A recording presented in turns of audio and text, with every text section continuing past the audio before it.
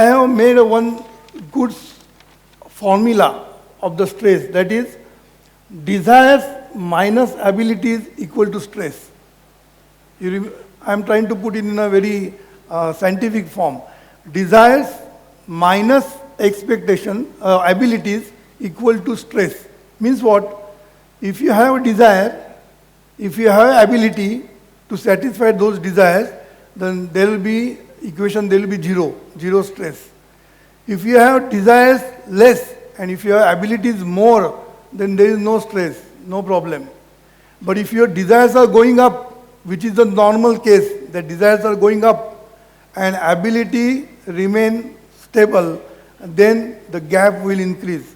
So gap between the desire and the abilities, if it goes on, then you will be in trouble because your abilities are not sufficient to overcome these desires or get these desires. It is not possible. Then when you don't get desires, you are always wanting, and you are always under the anxiety, under the stress, under the misery, and all these things happen because whatever you want, you are not able to get it. You understand? Whatever you want, if you don't get it, then you are under trouble. You are in trouble because you want something and you don't get it. So that is a stress. Desires are unlimited and abilities are limited. So now how to match this proportion? That is the problem because desires are going up and ability cannot go up to some level it can go. Because when I say abilities, ability means it can be a physical ability, it can be a financial ability, it can be a psycho-spiritual ability.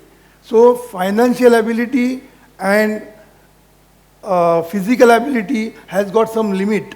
How much load you can take physically, it has got some limit. And financial also, how much finance you can create for your desire is also limited. And third is educational capabilities, that is how much skill you have. You may have a limited education, limited skills, but desires are going up because your desires are not waiting for your skills. Desires are for everybody. Even if it is unskilled person also have desires and skilled person also have desires. So everybody has desires, some expectations, some aspirations, some ambitions, everybody has. It is not only our desires. Again, there is an expectation from the family. Family is also expecting from you and they are putting pressure on your desires. There are expectations from the office. Boss is expecting from you something. Today is your 100 crores target. Tomorrow they will say make it 200. So you are again under the problem because they will always improve, they will go on increasing your targets every year. And you have to satisfy that target, otherwise you will nowhere in the company. So desires will go up, either others' expectation or your own expectation about yourself. So this will go and your abilities will remain. But there is something third ability which I told you, which is psycho-spiritual ability. Psycho-spiritual ability means what? Use of power of mind and use of spiritual wisdom is called psycho-spiritual ability. And this is unlimited. You have got a good news for you. This is a good news that psycho-spiritual ability is unlimited. So it can always match your desires. It can always match your desires. Only thing, you should know how to use those abilities. Because we are unaware of all these things, because we never think spirituality is required in our day-to-day life.